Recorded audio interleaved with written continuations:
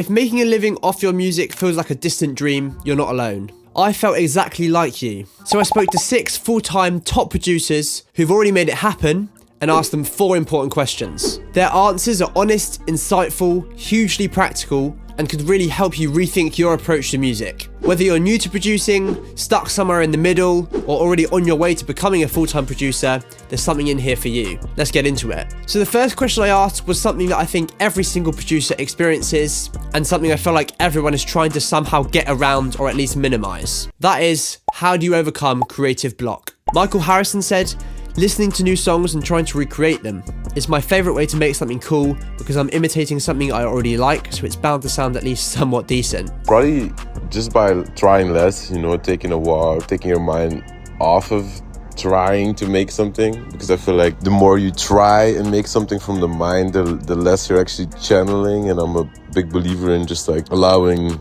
the creative energy to flow through you. How do I overcome creative block? Honestly, I've just found that taking a break, man, really is the only thing that works for me. I just take a little break, come back to it another day, come back fresh and excited. That's really been the only thing that's worked for me over the years. This is especially bad if you are posting to a channel on a specific niche and you can't really experiment with other sounds. The best thing I find is working on genres that you don't normally work on, or creating beats that are not anything you would ever post anywhere, send to any artist, just stuff purely for fun. And I find usually when I do that and then come back to my channel where I'm making a specific type of beat, a specific style, it's a lot easier to come back after messing around with something else. Z Beat said, "I overcome creative block by making music even when I don't want to.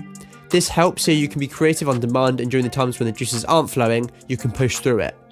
But in the cases where I can't come up with anything, I'll take a break and go on a walk or go do something else for 30 minutes or an hour and then come back, and that always helps." So for me, overcoming creative blocks is realizing that it's like a 99% mental issue and a 1% musical issue. What I mean by that is that it's usually not what I'm making, it's just how I feel about what I'm making. It's my interpretation of nobody's gonna like this, or nobody's gonna use this, or I've done this before. There's such a long list of reasons I wouldn't like something. So if you don't like what you're making, we're making beats, so you have to kind of acknowledge the fact that I'm only making 50% of this song anyway. So it doesn't have to be this totally done, completed idea. You're putting this up for an artist to use anyway. You do the best you can, you're in your own moment, you create something, you put it out, and then they can take that and they can interpret it their way and bring it in other directions. It's so simple, but as you've heard even from some of the top producers who make music every day, even they say that what works for them is just to take a break. I mean, Eddie, aka Beautiful Beats, said it's the only thing that works for him, which is so valuable to know, because when you know what works for you to overcome creative block and what doesn't, it means you can get back to creating music a lot quicker. What Rare Bear said about it being a 99% mental issue and 1% music issue, I think is also so valuable, because a lot of the time, especially earlier on into producing music, when you're not really used to the feeling of being in a creative block, you can get down on yourself and start thinking that it's an issue with your own musical ability and creative ability. But the fact is, everyone has creative blocks at points. It's not because you have an inferior production ability, it's a mental thing. And that mental thing can be overcome by doing the things that these guys have already said. Breaks, going on walks, going outside, but also more practical things like going and playing a real instrument. If you play guitar or piano, going around and just learning some fun songs on there, messing around, or just doing anything that doesn't have to do with music, that can also help. If I really have zero idea what I'm gonna do at all, what I like to do is just go on Spotify. I mean, we're in a golden age of new music, right? Just go on Spotify, find a song you like, right click, go to radio, boom, there's 50 songs that are in that vibe, and just flick through a couple songs. I've never listened to a bunch of new music and not all of a sudden had at least a little idea oh, I'm gonna make something like that. I've also personally done this one where you look on the radio of an artist or a song and can testify to how well it can work at inspiring you to create something in a similar style. So the next question that I asked these top producers was something that's vital to being a music producer and enables you to keep creating long term. That is, where do you find your inspiration from? Michael Harrison said, "Other music. Listening to other stuff I like is my favorite way to find new inspiration on techniques or sounds to make. I find it in the music that I like. Various artists that I like am inspired by, I try to like implement stuff that they do into my own stuff. So, you know, the combination of the people that I like maybe takes shape in what my own music has become. So, you know, hearing stuff that I like and then trying to implement it into my own music. Z-Beat said, I find inspiration from hearing new songs and artists that surprise me and do things differently. It gets me excited to try new ideas and push myself. As far as finding inspiration for my music, it really is like heavily influenced by like the artists I listen to, as well as a business standpoint, like what's poppin', what kind of beats are artists looking for that inspire me to make, you know, beats in that similar style. But yeah, normally just like whatever kind of artists I'm listening to. Sometimes I'll make beats that I don't even post that are like kind of similar to instrumentals that artists I've listened to are using. I find inspiration for my beats and my music by listening to other great artists, listening to beat makers, looking at photos for artwork. A lot of the time I find inspiration just from not really knowing what this beat is going to do. I mean, if you knew 100% that what you're going to do is going to be successful in XYZ and it's going to do this song, if people hit me up for custom beats a lot of the times, I almost have more anxiety because I feel like I know exactly who this is for and I know what they're gonna sound like on it, and there's too many thoughts right in my head. So what keeps me inspired to make my beats and put it on YouTube for type beats is like, you don't really know who's gonna listen to it. So you kind of have to just like make something yourself and put it out there. And so I'm inspired by the potential of where that beat can go. Again, there's a theme here.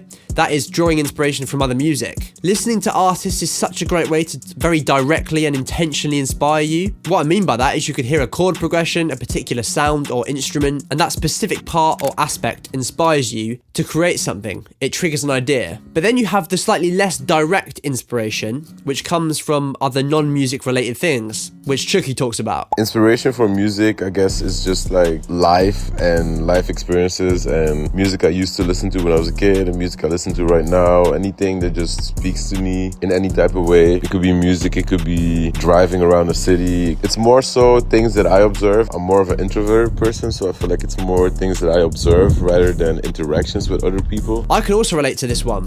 Sometimes all it takes for me to draw some inspiration is just to look outside, to see nature, to see the world around me, and that can do a lot. And the reason I put this down as sort of more indirect rather than direct inspiration from music is because, like the life experiences that Chucky was talking about, it's not like they're inspiring specific chord progressions, but the feeling that they give, the emotions, is inspiring me what to make. Both the direct and indirect are so valuable. No one is better than the other. For me, I'm inspired by both, and it's different for each person. I just think it's really interesting that you can draw inspiration very practically from music, but also in a totally different way just from the world around you and your life experiences. Now, the third question I asked these producers, was there a single turning point in your music career, or has it been a slow, steady build? Michael Harrison said, slow, steady build for sure. Consistency is really, really key in the music industry. If you let off the gas for too long, it's hard to catch back up. Z-Beat said, it's been a slow and steady build for me. A lot of times you'll feel like you're not moving forward, but then when you look back at the previous year or 6 months, you realize you grew a lot and achieved a lot of things.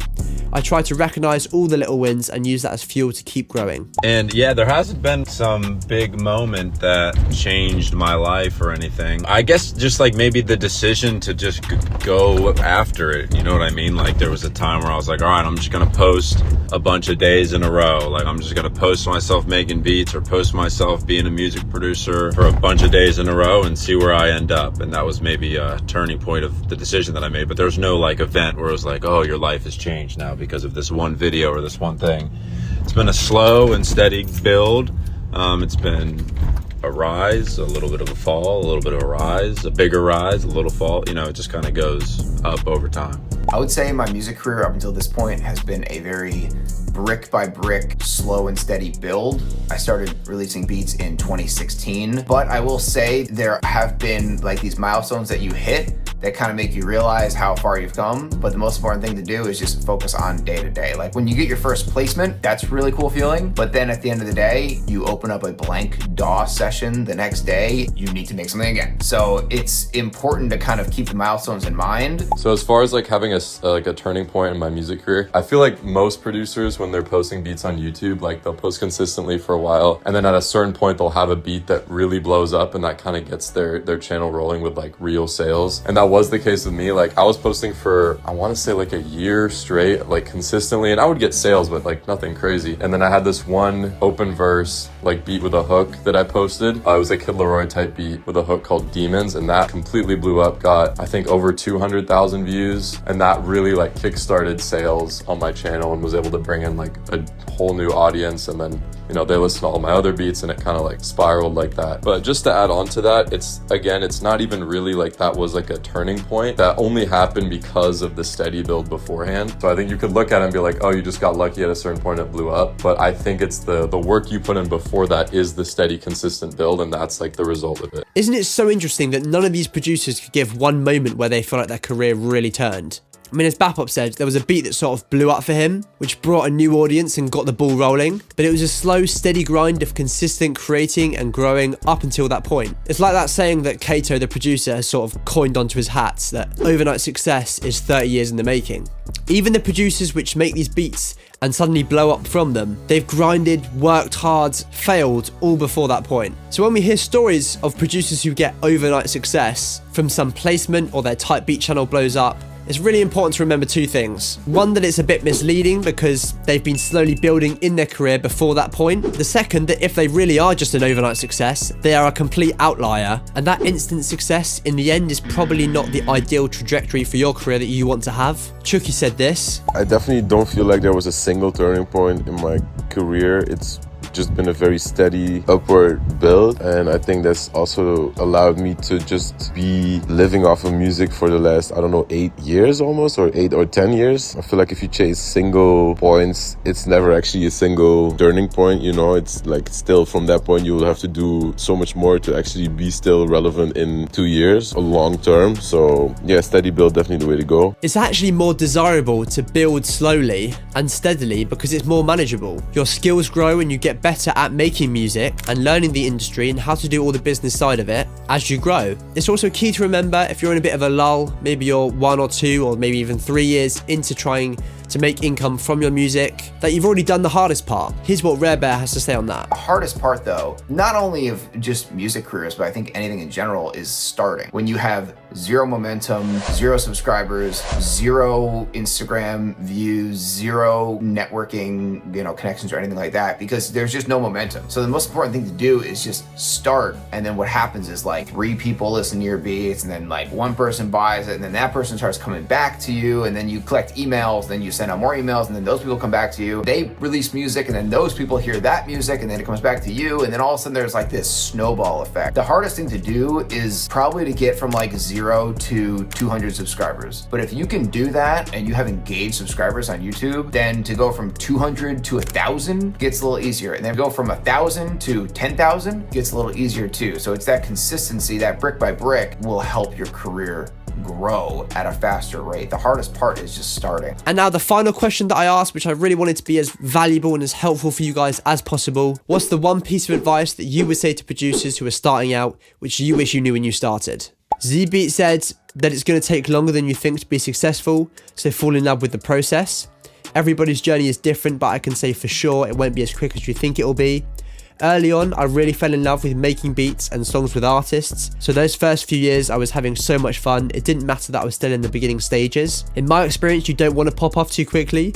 By taking the time and perfecting your craft, you'll make sure that once you start having success, you'll be able to build on it and keep going. The one piece of advice I would give is to really carve your own path and really see that in the most wide range of things. You know, I used to think that I wasn't a part of the real quote-unquote music industry because I was doing type beats on YouTube, and then type beats became one of the main things to do. And so definitely don't look elsewhere, just do what resonates with you yourself. And if you feel like you got to change yourself too much to work with certain people or whatever, don't do that. Stay true to yourself, guard your integrity, you know. This is exactly what we were saying in the question before. Although you might want success really quickly, it might not be what's best for you. The best thing you can do is to appreciate where you are right now and what it takes to get where you want to be, and also just to enjoy it. We can really overcomplicate things in a world that's full of content, tons of music, tons of voices, including mine, telling you to do this and to do that. It's easy to overcomplicate and overthink things. So I love what Z Beats is saying here, to just simply enjoy the process and the journey, Find out what you love about producing. Maybe it's like Z Beats in making songs with artists. Maybe you love making sample packs, making content, whatever it is. Do it and enjoy it. Like Chucky said, don't feel like you're not doing what you're supposed to be doing because other people are doing something different. Michael Harrison says, my biggest piece of advice is to pick up your DAW or instrument and make something, anything at all, at least once a day. That single change in my routine had the biggest impact on my growth. It's very important to keep consistent interaction with music. And as far as advice to give to producers starting out that I wish I knew when I started, sticking with a specific style is very important. And when I started out, I was uploading like any style of beat I wanted to, and it's hard to create a, fan base and audience if you're like posting, all these types of beats, because you might have an artist that's like a pop singer and they find your like one pop beat and they go to your channel and it's all just like rap stuff. So they're not going to subscribe to you because they know that you're not even posting that. That was like a one-off thing. Figuring out your style and your genre and what you like to make is very important, because then the fan base and audience you build up over time, they're all going to know like you're the guy who makes this type of stuff. They won't be confused if you post like something else, because they'll know it's going to be in like that similar style, if that makes sense. Consistently making music, as Michael said, is so important. And I agree. For me, it's also the biggest change that I made in my routine, where I saw the biggest change in my growth, both income-wise as a producer, but more dramatically in terms of my production ability and the quality of beats and samples that I was making and sending out. But controlling what you make as well, as Bapop says, is vital. Finding that niche that you enjoy and also that is popping at that moment really puts you on the front foot and can really help you build that momentum a lot quicker and a lot easier. It can get you up and running and gaining some traction. You might think when you're posting type beats that you just want people to come across your beats and buy them. Maybe you view it as more transactional, but the truth is, as Bapop says, it's more about building an audience that listens to your beats and expects something from you, anticipates the sort of style that they're going to get from you when they listen to your beats, which is going to make them want to click and come back again. Building an audience will give you regular listeners and customers that will keep coming back to you. So the one thing I wish I knew when I started, which I guess I did know, but it's even more important now, is that while you're building your production career on YouTube and type beats and like putting out tons of instrumentals and like working with artists and selling beats, that should be your focus. But also you should be building on Spotify and streaming services a catalog of music, other stuff that you make that you own 100% of. You own 100% of the master and 100% of the publishing. Because with selling beats, there's money up front with BeatStars and TrackTrain. There's money on the back end with publishing and Song Trust and all that. And there's money through DistroKid and collabs and all that, yes. But the bottom line is it can be frustrating because you're working with artists that you have to wait for them to write the song. You have to wait for them to like the song enough to put it out. You have to wait for potentially their label. Don't even get me started how long that can take to get paid that way. And then again, if you do have a big placement, you're only getting 3%, 4%. You only own a certain chunk of that song. So if you can at the same time be building a career where you own 100% of the music that you can promote and you're on Spotify, it's not only give you more of a streaming revenue and a publishing revenue, but it also could help you sell more beats. The answer is always be focusing on not only just selling beats and type beats, but just building your own brand on the side where you as a producer or an artist, however you want to look at it. I do my own stuff on Rare Bear Spotify where I own 100% of, and I also have a vocal project where I own 100% of that music as well. You just want multiple streams of income. Always be building your catalog on type beats and your own personals. Thanks for having me, Ollie. You're the man. This is such great practical advice that I really don't need to add much to. Only to say that this is something that I don't think I did early enough. And it's only been more recently that I have prioritized this and started to build up my own catalog on streaming platforms. And it makes so much more sense when it's just spelled out for you like it was here. Why would you not build a catalog, an income stream where you own 100% of what you're going to make alongside other streams of revenue? Something you have a lot more control over in terms of the promotion and the timing, and just everything is more in your hands. Again, this is something where you can sort of create more of a brand for yourself and build an audience that's actually interested in you and the music you put out, instead of like having a type beat channel where someone random just comes across one of your beats, likes it, maybe buys it, but then never comes across you again. This has so much more potential at creating something sustainable and gives the relationship between you, the producer, and the listener so much more value and substance. Thank you so much for watching. I really hope this video was helpful and you find value in the different responses that I collected from these different top producers. I also want to say thank you so much to the producers that I reached out to and replied. You guys were all so honest and open, and I really appreciate that. I've obviously left links to all the different producers who responded in the video down below. Thank you so much for watching. I'll see you in the next video.